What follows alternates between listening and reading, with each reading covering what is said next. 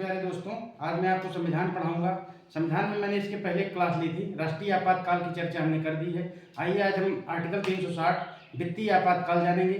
वित्तीय आपातकाल हमने अमेरिका के संविधान से लिया है। वित्तीय आपातकाल की चर्चा आइए हम डिटेल में समझते हैं। वित्तीय आपातकाल होता क्या है, इसकी उद्घोषणा कौन करता है, अवधि क्या होगी, आइए इसको डिटेल में समझते हैं।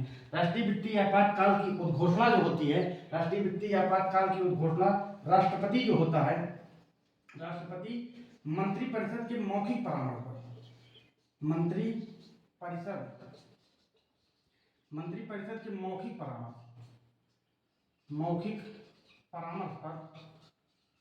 परामर्श दो आधारों पर करता है। राष्ट्रीय वित्तीय आपातकाल की घोषणा राष्ट्रपति मंत्रिपरिषद के मौखिक परामर्श पर दो आधारों पर करता है। कौन कौन से? एक होता है वित्तीय स्थायित्व पर संकट, वित्तीय स्थायित्व पर संकट। वित्तीय स्थायित्व पर संकट इसका मतलब होता है संचित निधि पर धन का अभाव हो जाए, संचित निधि पर धन का अभाव। दूसरा होता है वित्तीय स्थायित्व पर संकट, उसके बाद दूसरा इसे कहते हैं संचित निधि पर धन का अभाव। उसके बाद क्रेडिट पर संकट, दूसरा होता है क्रेडिट पर संकट। जब भारत सरकार की क्रेडिट खराब हो जाए तो हमारा संविधान कहता है तब राष्ट्रपति मंत्रिपरिषद के मौखिक परामर्श पर वित्तीय आपातकाल की घोषणा करता है। वित्तीय आपातकाल की घोषणा राष्ट्रपति मंत्रिपरिषद के मौखिक परामर्श पर दो आधारों पर करता है। पहला वित्तीय स्थायित्व पर संकट, जिसे संचित निधि पर धन का अभाव कहते हैं। दूसरा क्रेडिट पर संकट, भारत सरकार की क्रेडिट खराब हो जाए तब राष्ट्रपति वित्तीय आपातकाल की घोषणा करता है।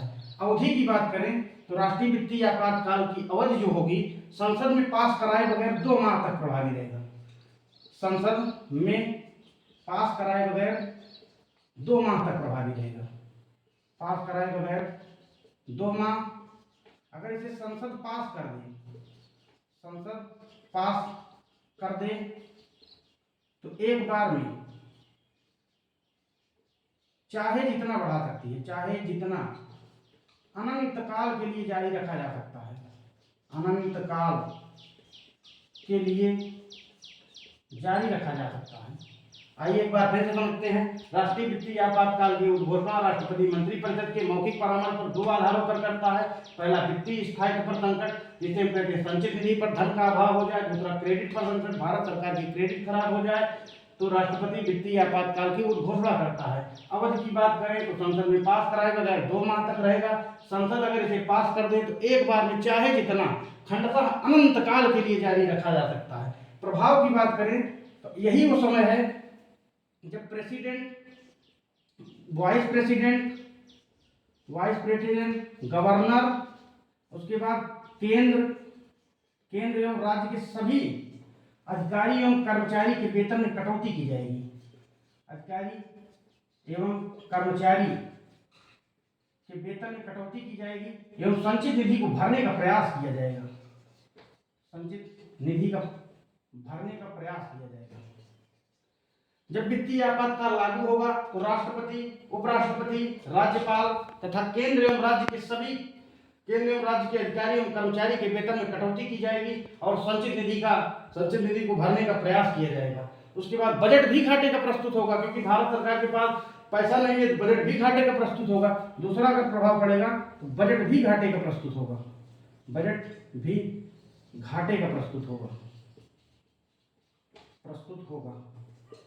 उसके बाद अगर हम प्रयोग की बात करें तो राष्ट्रीय वित्तीय आपातकाल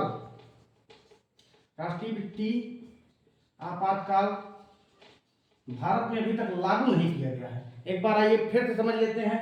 राष्ट्रीय वित्तीय आपातकाल की घोषणा राष्ट्रपति मंत्रिपरिषद के मौखिक परामर्श पर दो आधारों पर करता है। पहला वित्तीय स्थायित्व पर संकट, जिसे हम संचित निधि पर धन का अभाव कहते हैं। दूसरा क्रेडिट पर संकट, जब भारत सरकार की क्रेडिट खराब हो जाए तो राष्ट्रपति मंत्रिपरिषद के मौखिक परामर्श पर वित्तीय आपातकाल की घोषणा करता है। संसद में पास कराए बगैर 2 माह तक प्रभावी रहेगा।